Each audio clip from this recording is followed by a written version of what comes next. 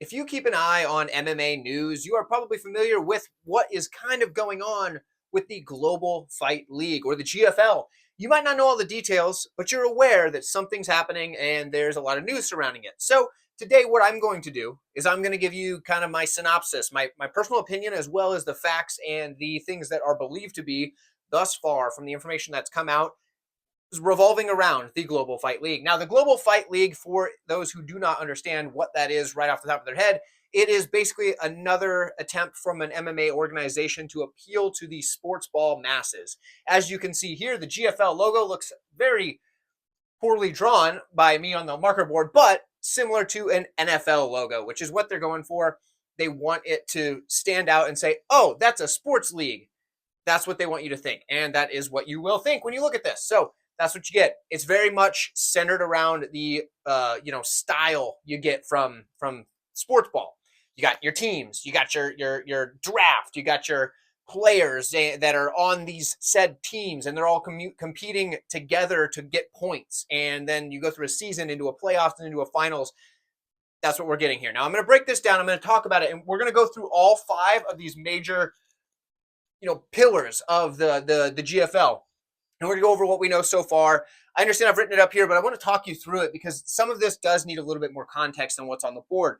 So we're going to do that. Now, let's start with the specifics because the specifics are basically just some of the preliminary things that you need to know. Now, with this organization, there are 10 divisions, three women's divisions, and 7 men's divisions. So they're essentially bringing in the weight classes that you're used to, right? We've got all the standard, weight classes for all the weights, but they're all just a little bit heavier, if that makes sense. So everything's going to be weigh just a little bit more. Now, they're doing this to supposedly get rid of some of the extreme weight cutting, but then you're thinking, well, wouldn't people just move to a different weight class? Yeah, that's what you'd think, but here's how they're changing it. And I do think that this is a noble attempt. I don't know that it's going to work. People will figure out ways to cheat the system, but here's what they're going to do is everybody that is usually fighting at said weight class will now still be told that they have to compete at that said weight class. So, like, for example, if this is a former UFC fighter who is now with the GFL and they always competed at welterweight. Well, even though welterweight is not 170 pounds where they used to compete, they are supposed to and presumably will compete at the GFL welterweight, which will be just a few pounds heavier. I think it'd be like 10 pounds heavier. I think it's 180. Now, that is to make it so they can't just change weight classes so they can find another weight class they can just barely make it to by doing extreme weight cuts. And that sounds good at first. I do think that's fine. I think at some point they might run into some issues because as you start picking up fighters that aren't just aging veterans, you might run into some issues there. Well, they haven't really established a weight class yet. Or something else you'll get is people are actually making a change in weight class. And it's like, well, look, I'm actually going to move to a different weight class. Here, what do we do now? So those are some problems down the road. But for now, it's fine. And I get it. And I think that the weight class thing might work out pretty well for them early on. And it makes it easier for them to do this season format, which we'll talk about in a minute. Now, the season is supposed to start April 25th. There is going to be a draft before that. So the teams, which we'll talk about in a moment, can get their rosters before the season starts. But look for April 2025 when you can start watching these fights from the Global Fight League.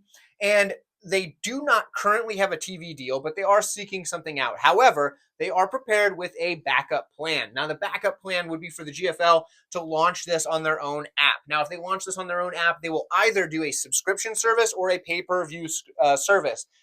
Honestly, I think that's a horrible idea. If they launch it in the app, so be it. You're going to get the real diehard MMA fans.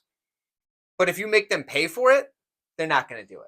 Because I'm a very diehard MMA fan, but if you're going to charge me, especially pay-per-view, if you're going to charge me per viewing of their events, I don't think I make it. Because what do they have to offer that makes it worth paying for every single event? Not much. Now, if it's a subscription service, they better make it very low because I'm not going to pay $10 a month. I'm not going to do it. Neither will you. Nobody is going to be doing that, or very few people are.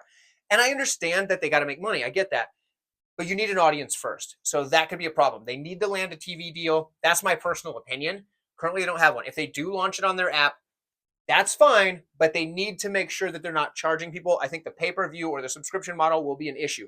Let me know in the comments of this video if you think I'm accurate in that statement or if you think that people will pay for it. And if so, what makes you think that they will pay for the GFL when so few people are willing to even pay for the PFL, which has an established roster of stars from both PFL and the acquired Bellator and things like that, where people just aren't really paying the money to tune into their pay-per-views. Not like they do for any other major promotion, and they seem to be struggling. So there's that. Now, we have this basic information, but from this, we need to kind of look at a few other things. Now, there's a few places we can go first for explaining all this, but I think I want to start with the draft, because if you don't understand how the draft is going to work, you're not going to quite get some of the other stuff I'm saying. So the draft is going to be January 24th. So that's coming up pretty quick, right? A little over a month from now at the time of recording this video. And I do actually think the numbers are going to be pretty high for a draft, to tune in and watch the draft. And why do I say that? It's because people like their sports ball drafts. I mean, there's a whole community of people, and you might be one of them, that get together to make these pretend drafts with sports ball players in which they make a fantasy team in which they draft them to their team. People love drafts. Now, I'm not knocking if that's what you're into. If that's the case, you're going to love this. January 24th, you're going to be tuning in because you're going to be like, I know some of the names, which we'll get into in a minute. I know some of the names here. I don't know these teams, but I'm going to be looking for fighters that I know to get on these teams, and maybe I'll have a team to root for. That's where the interest dies, because from January 24th, you got to wait clear until April for the season to start, and that's going to be tough, especially because you're going to realize that, a lot of these are aging stars. But cover that in a minute. Let's break it down. Let's break down the draft before we get that far. The teams there are 6 teams. I will throw that out there. At least that's what it's believed to be, 6 teams. I think there will be 300, they said, for the number of, possible people to be drafted. They've communicated with all these people. None of them can fight after sometime in February. They're under exclusive contract from February until the draft. And they're going to do this draft of those 300 fighters. Each team will need 2 fighters per weight class, which we'll get into the weight classes, but there's 10 of them. They will need to select 2 fighters per weight class in this draft through there. So a total of 120 fighters will be selected. Now, if math is mathing for me here, that means 180 of them will not be selected. And what does that mean for those fighters? They will continue to be free agents, and they will go back to being able to do whatever the heck they want. But from the short time from, the time from now until the draft happens, basically they're still free agents to do whatever they want anyway. But once they're drafted, and I think it's the 1st of February, basically, they can't book any more fights if they're drafted outside of the GFL until the season's over, essentially. That's my understanding of it. Could be a little wrong on that, but that's my understanding of it. Either way, so essentially you're going to end up with 120 fighters. The remaining fighters will be able to be picked up, I assume, when injuries happen, things like that, but also free to do whatever the heck they want outside of that. Now, the rosters. Now, there's 6 teams, 10 weight classes. As we said, 2 fighters per weight class per team. Now, why is this interesting? Well, because it's not. It's not interesting because it's an individual sport where you fight one at a time. Now, I do understand that it's kind of like an Ultimate Fighter sort of thing where you kind of start rooting for one team over another. So if they do have some sort of way to mingle these fighters to get some footage with that, I could see people maybe getting behind a team. But otherwise, you're still just rooting for the fighters you like over the fighters you don't like as much, and the team doesn't mean anything. But that's what we got for a roster. When we look at the rest, now, the season, it's going to look like this. We have 6 regular season events. Now, in these events, it's going to be team versus team.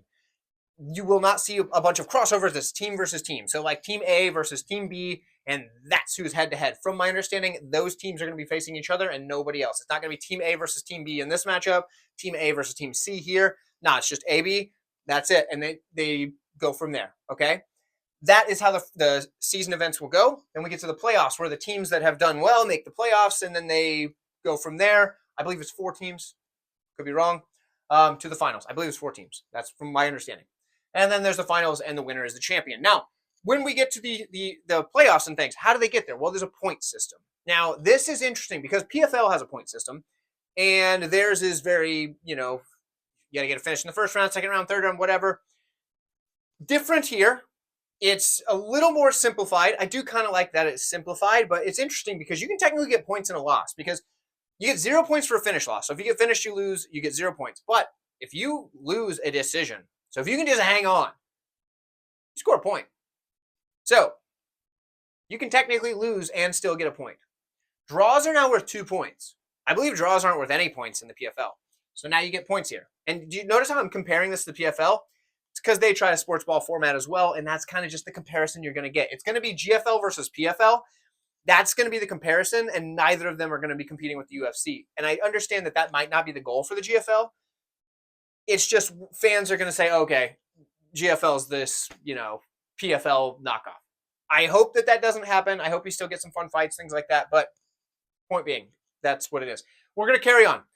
Decision win is going to get you 3 points for your team, and a finish win will get you 4 points for your team. Now, the thing here that does kind of add some intrigue, I suppose, is that technically a fighter who didn't win at all, they could just lose every single fight, could still make it to the playoffs because their team carried them. Because you're going off team points, from my understanding, to get into the playoffs. You are going off of team points. So if the rest of your team gets a bunch of finishes and you just got finished every time, you didn't do anything good for your team, but they carried you and you can still make the playoffs. So that is interesting. It's much like a sports ball game where if your teammates are picking up the slack, you suck, you're doing all the bad stuff, you haven't scored any points, you keep giving away the ball, but your teammates are picking up the slack, you can still get carried along. So that's interesting. I do like that. I don't really necessarily like it, I guess, but I think it's intriguing at least. So ultimately, that's where we're at, right? There have been some names dropped as to who the roster is going to be. In fact, there was like 50 of them announced on the Ariel Helwani show. Yeah, most of those fighters are way past it, and a lot of them are in their 40s. I'm pretty sure Alexei Oleinik is on there, and that dude's got to be 50, right? So that's interesting. That's really interesting. I mean, there were names like Luke Rockhold, Tyron Woodley, Anthony Pettis, like a bunch of names that you're like, oh yeah, those are big names, and you're like, those guys are old, And it's not to knock on them for being old. We all age, but are those the people you're tuning in to see fight at the highest level? Probably not. So we'll see how this goes. I didn't see a whole lot of youth on the roster that was announced. I think the youngest person on there might have been like Phil Hawes. So there you go. But that's the GFL in a nutshell from what we know so far. A roster of very familiar names. Most of them past their prime. They're going to have they're going to be able to train with their individual teams, but they will have like a coach and like a team leader for each of the individual teams for the season.